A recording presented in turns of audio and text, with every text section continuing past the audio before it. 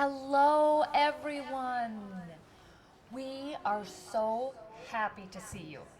I am here, Sarah Barrett, at the Children's Hospital, Minneapolis, and we have one of the most beloved performers of the Twin Cities here, Thomasina Petrus. Let's put our hands together.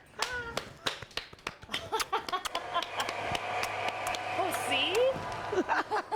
Thank you. So Thomasina agreed to come on as a special show because not only is she an acclaimed actress in our community, she's an amazing human being, an amazing brittle maker, and a sweet, sweet singer, principally of jazz, would you say? Is that your... Jazz, I love jazz, but I sing everything. She sings everything, yeah. I sing everything jazzy. Yeah, pretty jazzy. She throws some jazz on it. Yeah. So I just wanted to introduce her, and she has, well, maybe you should, I'll just ask you.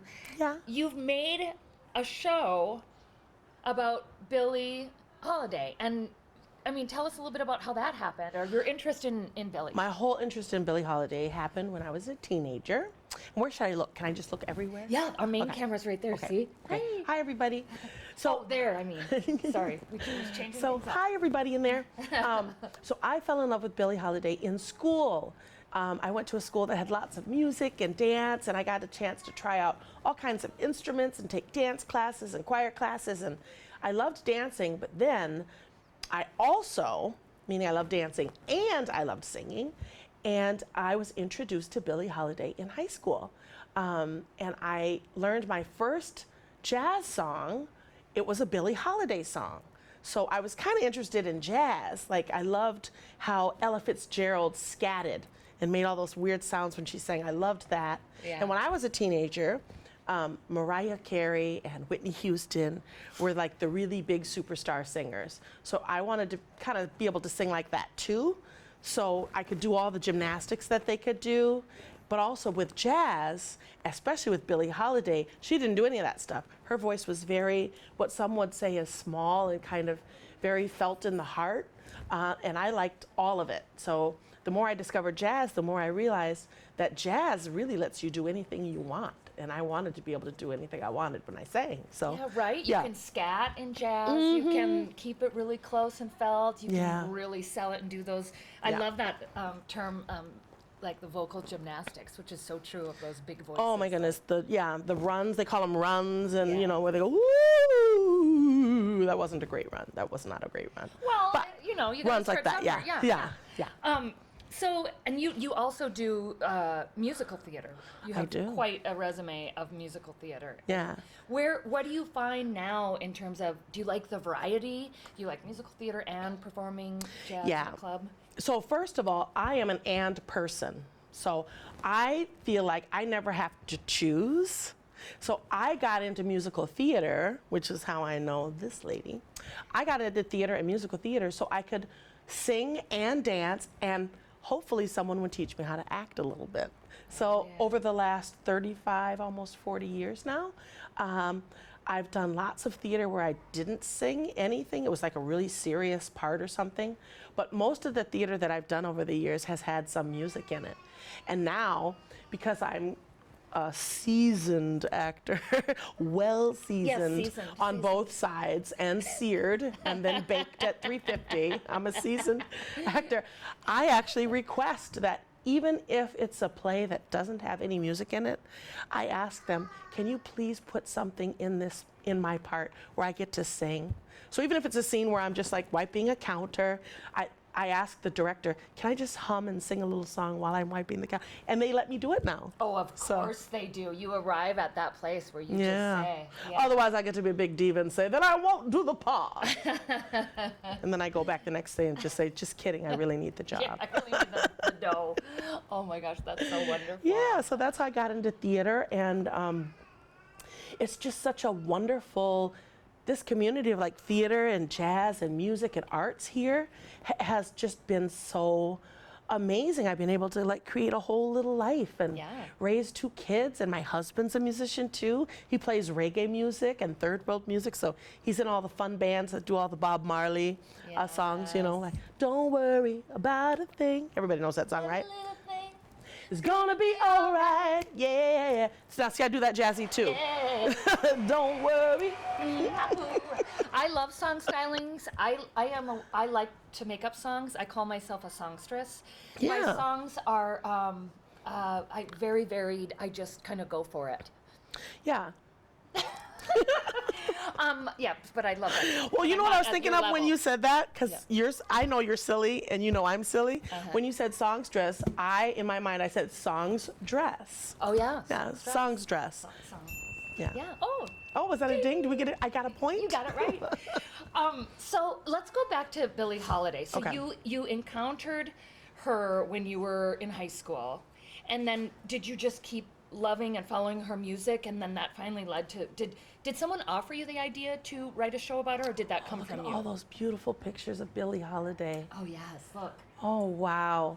You know what's so great? I know we're jumping around. I hope that's okay. That's totally fine. But when I see pictures of Billie Holiday, it reminds the person that she passed in 1959, so she's been gone a long time, and she was born in 1915. So she's, over 100 years, and she's still very relevant. Hey, Billie. And look, she loved dogs.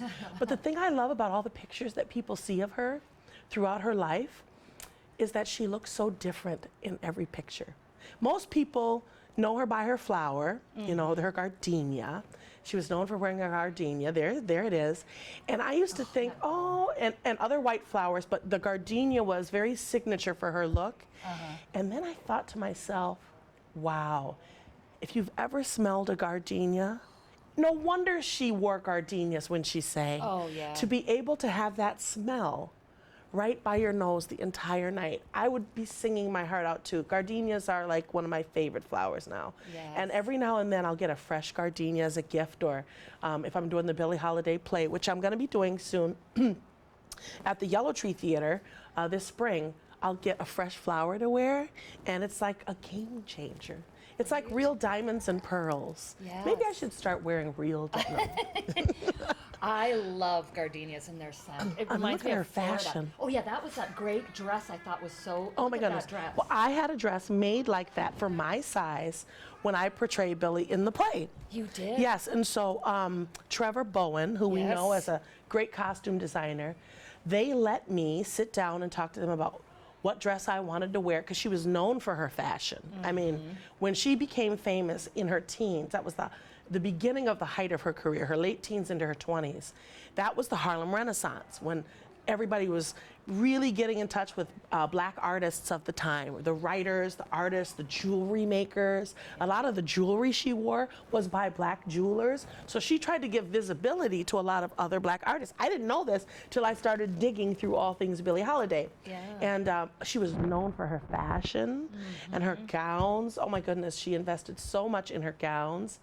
And I know that young people think that they like invented the look of the eyebrows, like everybody's eyebrows are all, and their nails are always done in these, well, they've got all kinds of names now for different styles of. I went to get a manicure on my little nubby snubbies, and there were like 7 different types of manicures you could get, like pointy, rounded, square, round, squound, all this stuff. It's really Squoval. My look is squoval when I get to, Squoval's a solid look.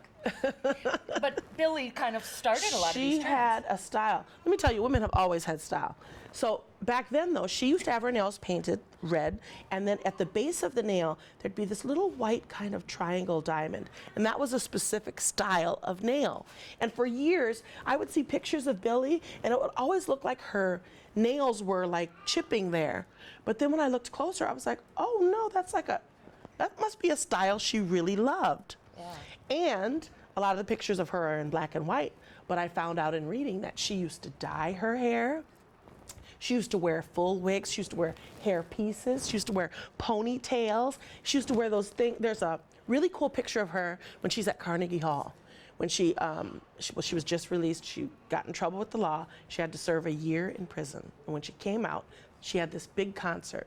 And in that concert, she wears this, it's like a donut. Do they call them donut holes or donut rounds? Where you put it and then you wrap your hair around it. And it looks like a big bubble bang. It's like Janelle Monáe kind of rocks it in a new mod way, but yeah. I know And what you're speaking of that, a lot of our young singers and artists now do hark back to Billie and the Harlem Renaissance. Yeah. So, yeah. Yeah.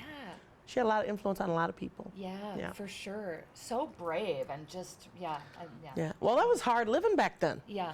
Because I don't know if kids know about the Prohibition, when nobody was allowed to drink beer or wine or anything. And then there was the Depression, Right. which is like hardcore, well, they call it kind of a recession now, Yeah. where, prices of eggs. You hear about the prices of know that eggs? now, yeah. Yeah, I'm selling eggs out of my car, 5 for $1. Well, Well, no, that. No, I gotta up my price. You gotta up I your gotta up my price, price. Yeah. But yeah, like the Depression and Prohibition, they all were kind of bumping up against Billie's young years when she was just starting to become famous. So it was rough times. And then World War II, of course, Yes. with with the Nazis and what was happening in Germany and the Holocaust. I mean, there was a lot going on. present for Yeah. a lot of stuff. Now, where did she come from? Was she Well, she was born in Baltimore. in Baltimore? Okay. Now, some people say she was born in Philadelphia, born in Baltimore. She was born in 1915. Okay. And she was born, April 7th, so in the early spring. Okay. And her mom had to leave her to work in homes. Her mom cleaned homes. There weren't a lot of jobs for African Americans then, like jobs that paid well. And she stayed when she was very young, she stayed with her grandmother who had been a slave. Like that's how close she was to like the end of that era into this new era of progression and what was it called with the Industrial Revolution? Yes. Yeah. So she was like right at the brink and the beginning of all this wonderful stuff that was happening and all the stuff was moving. And there was, in history sometimes it feels like, hi. Come on in. In history, sometimes it feels like we focus on the bad stuff, or people remember the bad stuff, but there was so much good stuff that was going on. Yeah. The inventions of new instruments and music was being toured around the country. People were starting to hear all kinds of different music, and so. Oh my gosh. Well, speaking of, how do you feel about singing a little something? Like Singing a little ditty? Just a little piece. Does that seem okay? I love that. I'm going to So, give you my okay. mic because Okay. it's of a little bit better quality. Okay, and this is the first jazz song I learned. So this is the song that got me addicted to Billie Holiday. It's called God Bless the Child. It's written by Billie Holiday and Arthur Herzog. Oh. Yeah. So here it goes. Them that's God shall have, them that's not shall lose. So the Bible says, and it still is news, 'cause your mama may have, and your papa may have. But God bless the child that's got his own, that's got his own. Oh, money, you can have lots of friends. They can be crowding around your door. And oh, when you're gone and all your spending ends, well, they ain't coming around here no more. So rich relations give crust of bread and such. Go on and help yourself, but don't take too much, 'cause your mama may have and your papa may have. But God bless the child that's got her own, that's got her own. Oh, yes. Beautiful. Oh my gosh, just sitting next to you this close for that is gorgeous, and you just singing it a cappella. You don't even need to hear a note. It's What? all in. I must have sung it 1,000 times over the years. I started singing it when I was 15, and now I'm 52. Yeah, and so I started really trying to pay attention to how she sang and kind of interpreting her voice. So the first part where the sounds kind of old and slow, that's Billie. And then the other stuff with the little gymnastics and stuff, that's my voice. That's the, so I try to combine it all, but I brought some actual 78s, and some of you probably have never seen a 78. Ooh, let's tell them what a 78 is. They are some of the older records. And I know people have probably seen albums before, Yep. but 78s are smaller than albums. So that's what a 78 looks like, Oh, right? yeah, And it's even a little bit thicker than, let's say, an album, like this Lena Horne album. Should I take the record? Yeah, let's show them Lena Horne too. Oh, yeah. So Lena Horne was one of the other like really fancy superstars of the era. Yes. So these were like the, what would you say, the Beyoncés of the Harlem Renaissance? yes. These were the most popular. So this one is bigger. Yeah, so that's what albums are coming back in style. Yep. And these are 78s, and they're a little thicker. So this is what Billie Holiday would record her music on. And I'm going to turn this on so you can see what her real voice sounded like. Okay. And you can see if I got close, because I do a play on her. Oh, let me go around. Let me see here. And I got to be super careful, even though they're really sturdy. And this is an old record player. You can't see the top of it, but this is a little. so neat. Yeah. Here we go. This right here, that's Bessie Smith and Louis Armstrong were her absolute favorites. Now, Bessie Smith was a blues shouter, and a blues shouter has a big voice. Oh, yeah. Which is Etta James. Etta James also had a big voice, and Etta James came after Billie, and she idolized Billie. Billie idolized Bessie Smith, but she didn't have a big blues. She didn't have a big blues voice. She had this very small, kind of quiet voice, and so she tried to emulate Bessie Smith and Louis Armstrong. So Bessie Smith would sing like this. Give me a pig foot and a bottle of beer. Send me 'cause I don't care. I want a pig foot and a bottle of beer. Send me 'cause I don't care. Sorry. I'm loving it. Sorry, keep going. So she would do blues, like that's the blues, right? I got the blues, oh the blues. And Louis Armstrong, of course, he played the trumpet, and they say he kind of invented scat, which is what Ella Fitzgerald was known for. You see how all this stuff is connected? Yes. We're all connected. We're all connected. Would you mind doing a little version of scat? Scat? Yeah. So scat, this is how the story goes about scat. Louis Armstrong was in a recording studio recording a song, and back in those days, it wasn't like teenagers in the basement with a keyboard and a computer, and they could be every instrument. Everybody had their own instrument. They practiced it. They would all get in one big room and record together. So if you messed up, the whole band had to go back and re-record it again. Well, supposedly, Louis Armstrong was recording. He forgot the words and just started making weird sounds like and they loved it. And so supposedly he kind of came up with his version of scatting, but other singers had been doing it too, kind of that fun vocalizing.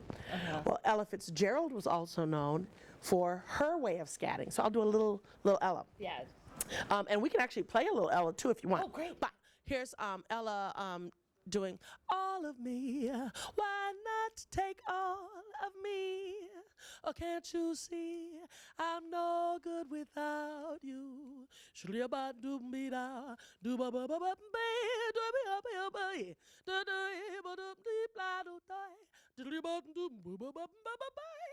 All of me, why not take all of me?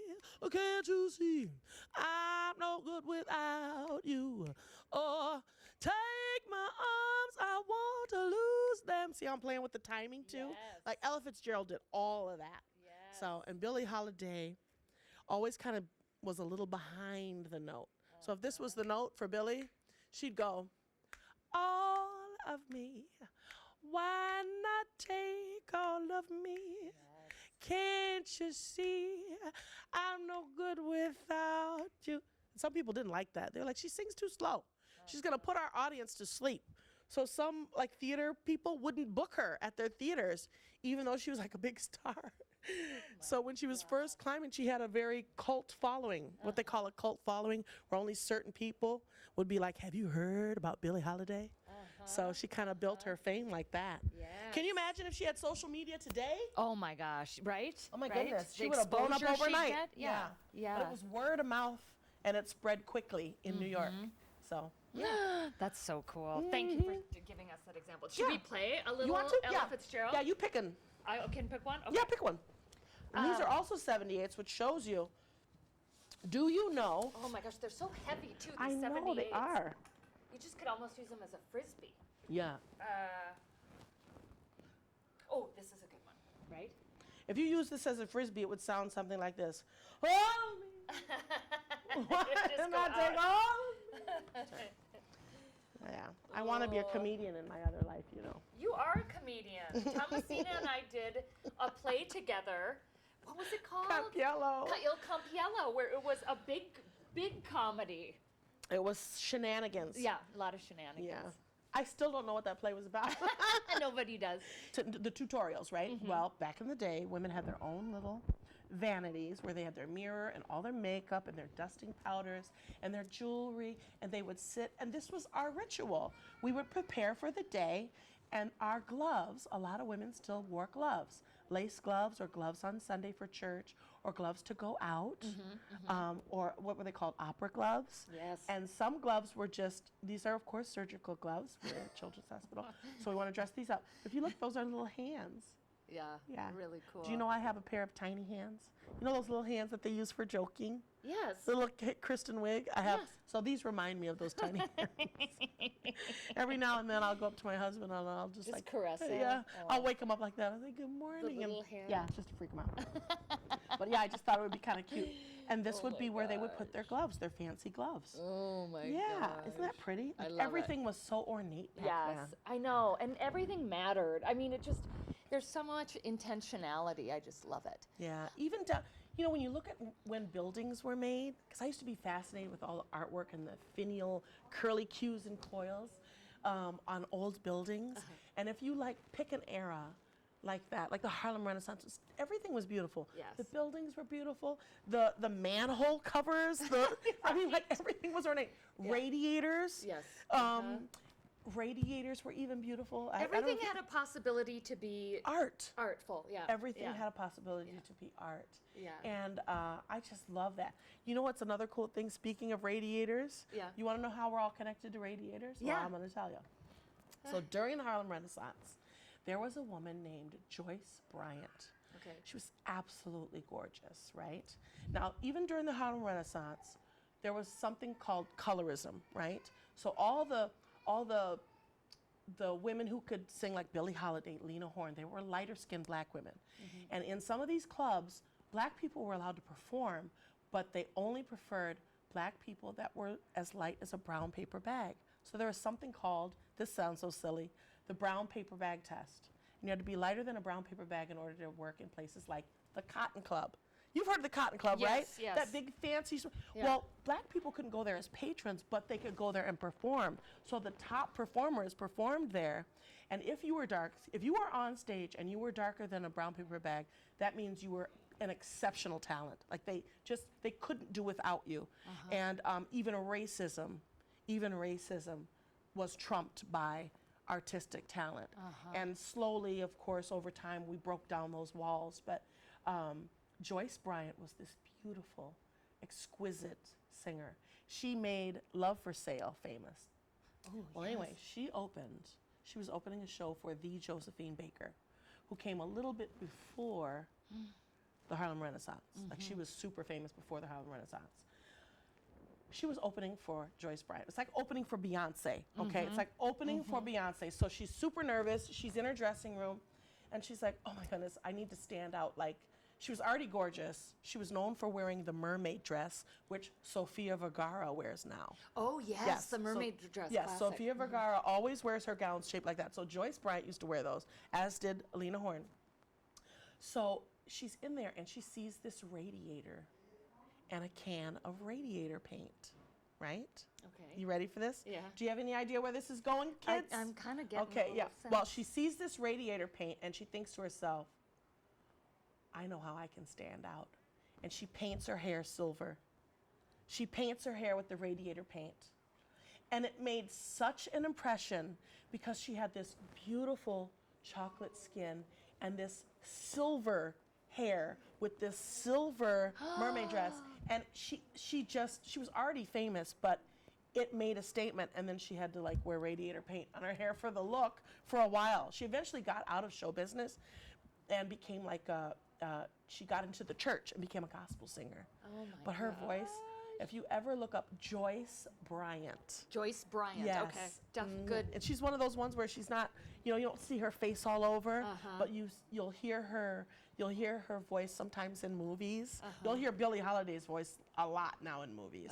And you'll be like, wait a minute, I think that Miss Thomasina was talking about how even though Billie is over 100 years old and she died over 50 years ago, her voice is everywhere. I mean, literally everywhere. Yes. If anybody loves The Notebook, I know it's an older movie, but The Notebook, the famous scene where they lay down in the middle of the street and they're giggling under the lights, they're playing one of my favorite Billie Holiday tunes, which is "I'll Be Seeing You in all the old familiar places that this heart of mine embraces all day through.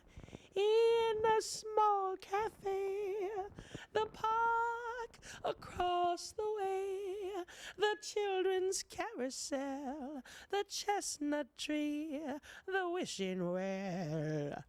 Oh, so great. You'll just hear her voice now all the time. Thank you. Thank you. So when I'm next to you, it just comes out of you and it seems so effortless. Like you arrive at that because of years and years and years of practice, right? I mean, but how do you maintain your voice now? How does it work? Is it just effortless after all those years, or do you have to do certain things to maintain your Cake. Cake. No. Oh gosh, yes. I think it's cake. I'm not sure, so I just I make sure I have cake just in case it's cake.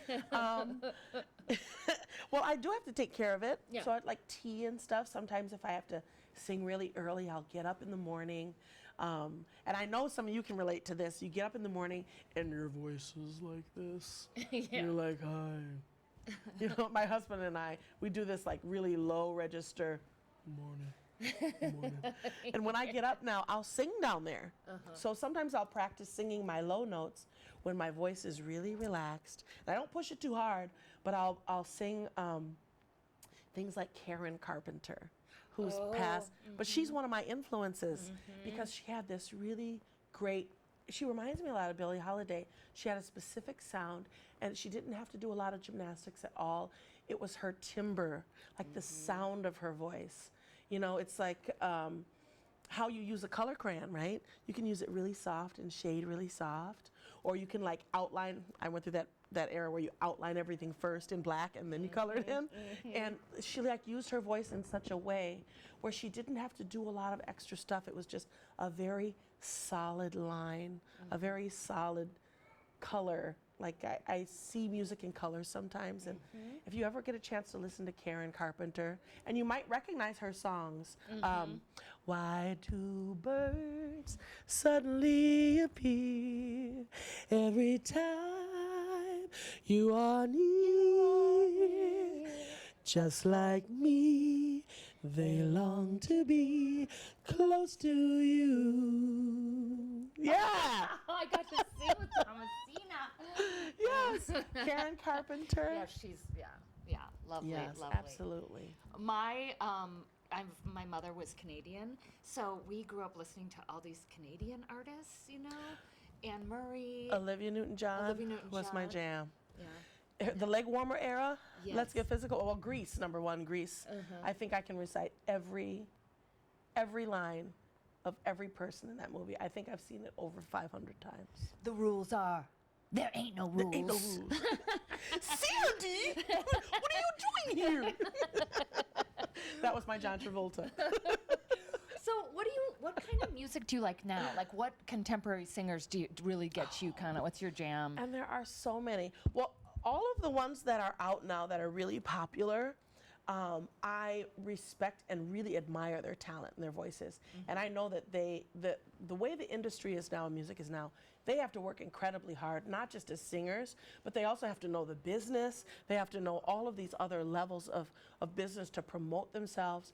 And there's way more, they have a lot less privacy than artists of this era. And Billie Holiday, unfortunately, because her outside life, outside of singing, was at times very tumultuous and troublesome, people did invade her privacy a lot, and that became a problem for her. But you know, oh my goodness, there's so many. Well, I love, of course, Stevie Wonder, and I also love Al Jarreau. Oh, El Talk Giro. about a scatter. Yes. Al Jarreau. If you look him up, but Al Jarreau and Mel Torme. Oh, Mel Torme. Guess how I got introduced to Mel Torme? Night Court. Remember Night Court? Oh, yes. The show? Yeah. And now they're bringing back Night Court. Yeah, it's a new night court for the. And I was in jazz. I had never heard of Mel Torme. And here comes this little tiny guy, and he starts singing on Night Court. And my jaw dropped. I just absolutely love his voice. So Mel Torme, Al Jarreau, Rochelle Farrell. Rochelle Farrell, a lot of you don't know her name. Bobby McFerrin, who we do know. Don't worry, be happy.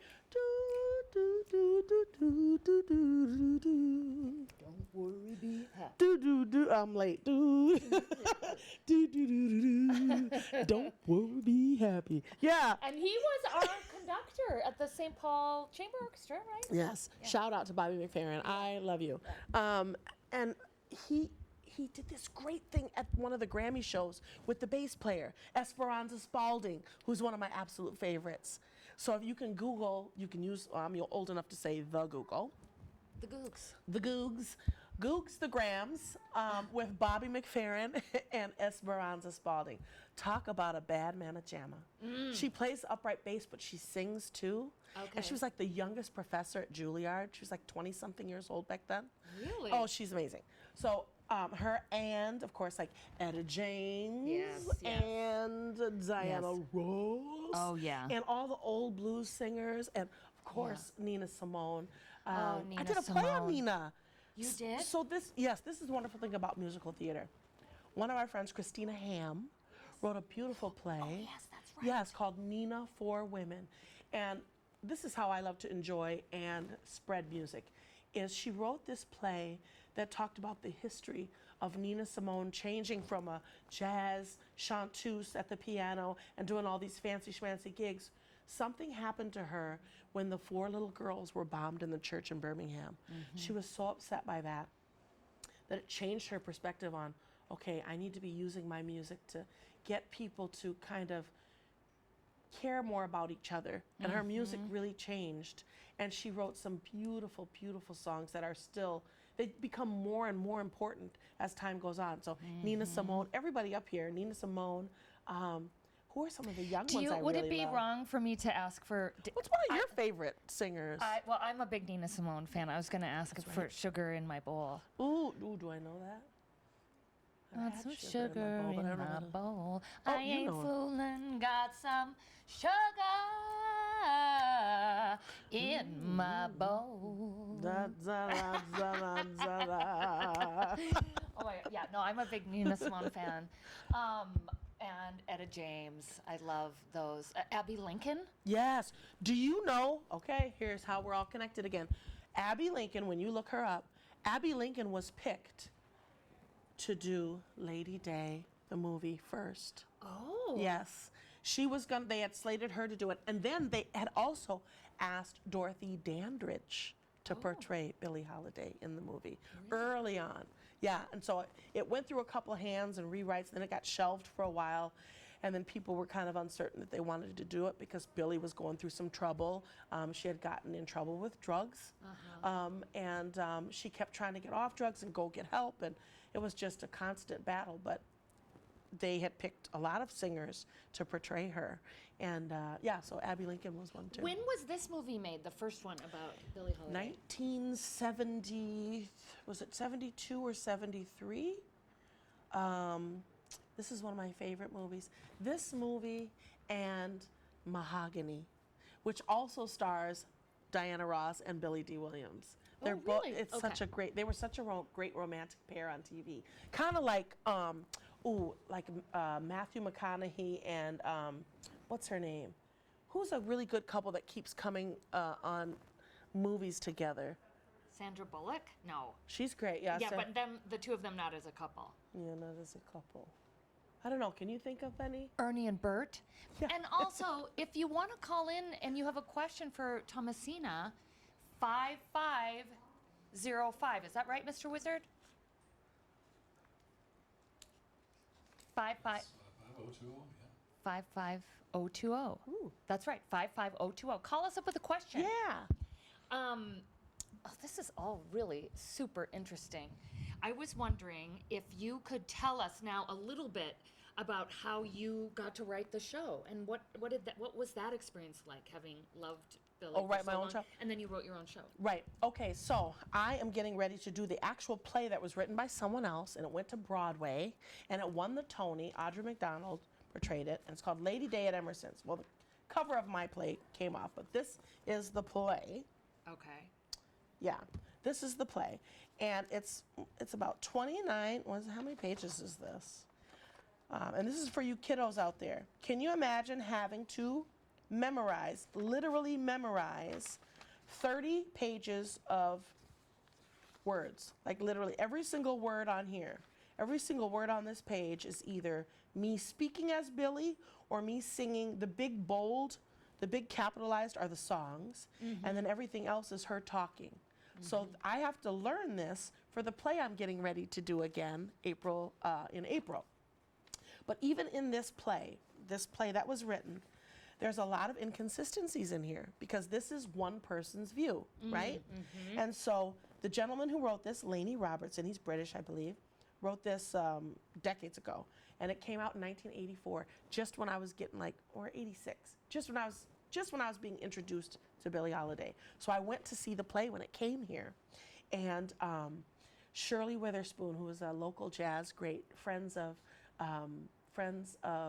what's her name, who just passed, Debbie Duncan, and Yolanda Bruce. She did the play, and she was so great. And I thought, I want to do that play. But I was only 15, so I didn't know anything about life.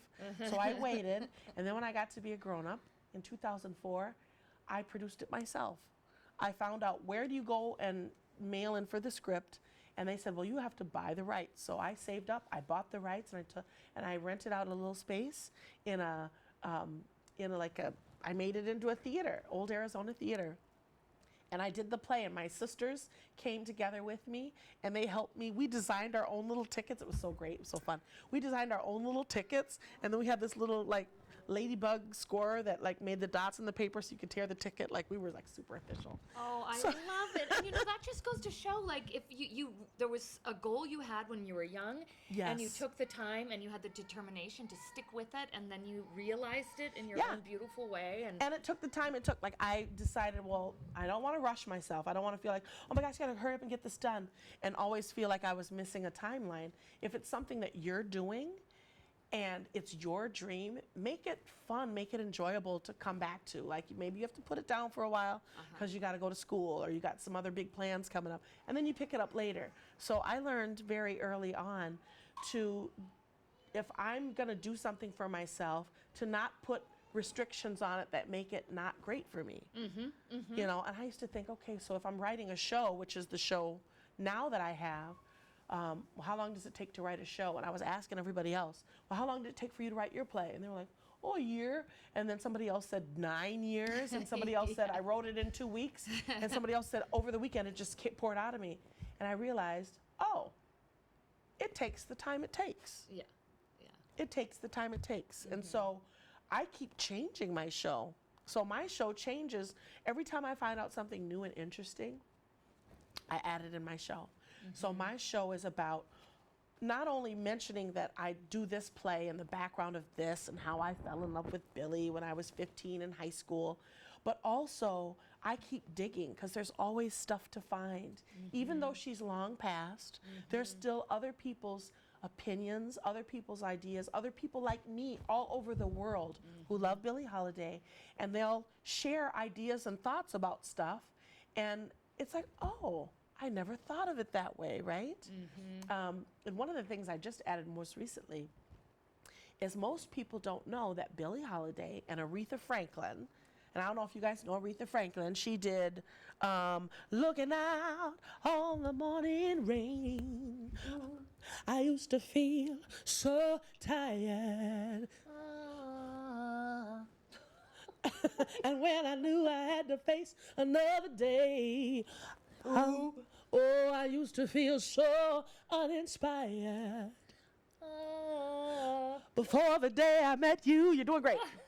Life was so unkind, but you're the key to my peace of mind. 'Cause you make me feel, you make me feel like a natural woman. Oh, yeah. That's Aretha Franklin, right? So check this out. Thank you. Wow. So I think Aretha's up there too. She might be this one. Oh yeah. See that one? Okay. Yeah. So that's Aretha. She just passed a few years ago.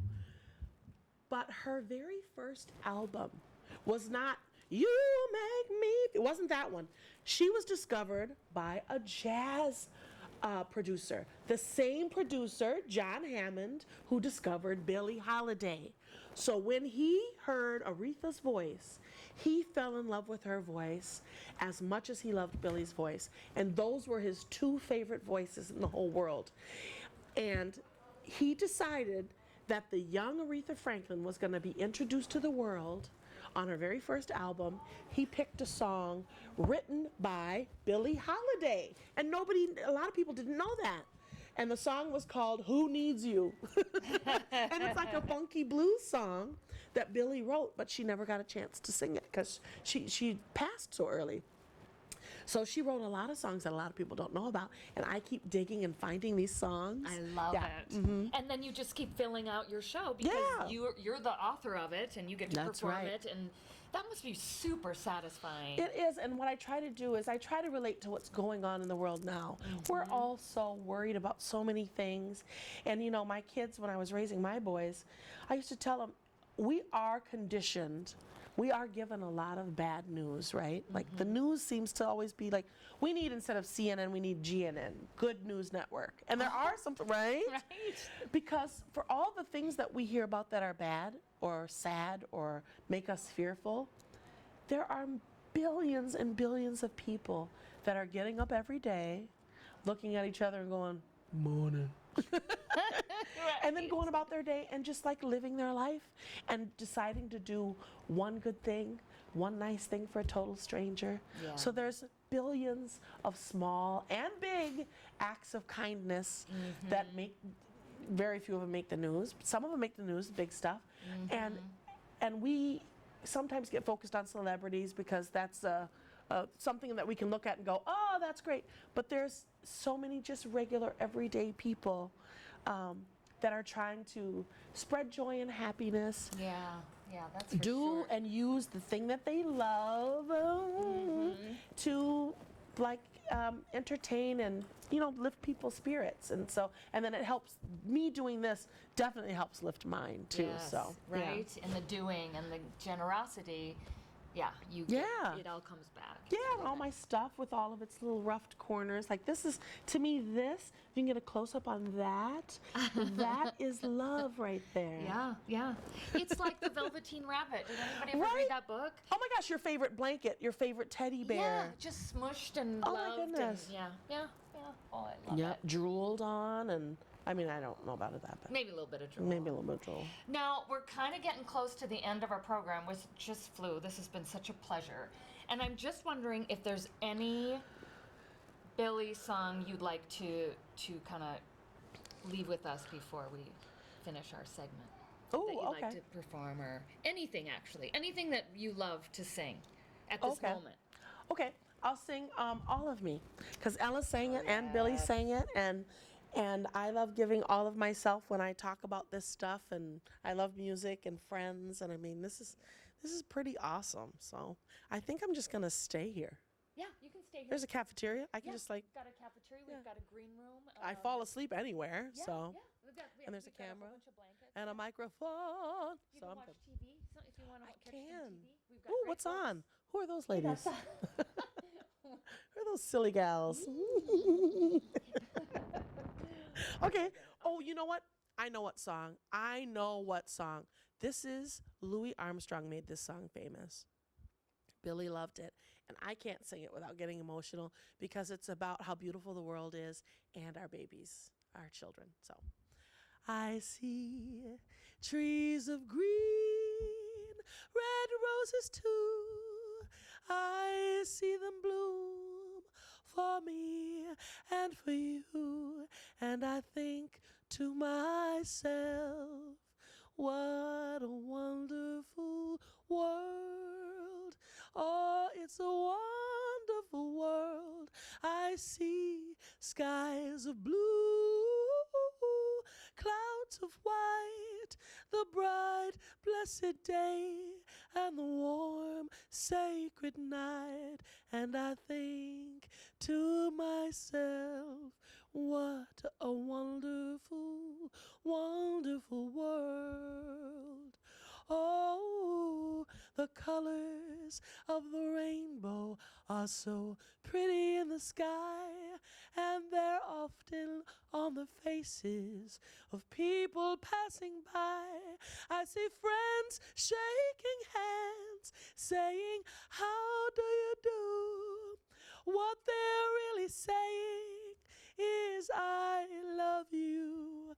I see babies cry, I watch them grow. Oh, they'll learn so much more than I'll ever know. And I think to myself, it's a wonderful world. It's a wonderful world. I think to myself, thank you for helping to make this a wonderful world. Bless you. Thank you. This is so special. I am so grateful that you are here today and that you're in my life and that you're just a delight.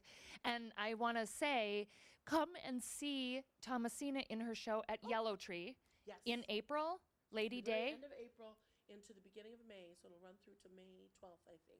Okay, and it's a super theater, and It's they do so great work. Sweet, yeah. And Yellow Tree and Osseo. I was so close to her while she's saying that. You go to see her in the theater, you'll be not maybe this close, but pretty close. Yeah. It's pretty nice Yeah, close up. it's an intimate theater space, what they call intimate theater space. Yeah. And yeah, it's really nice. Well, and thank I'd love you to so see much you there. for being here with Yeah. us today and sharing all this knowledge and passion and talent. Thank you so much. Thank you, sweetheart. And thanks for Thanks, watching. everybody.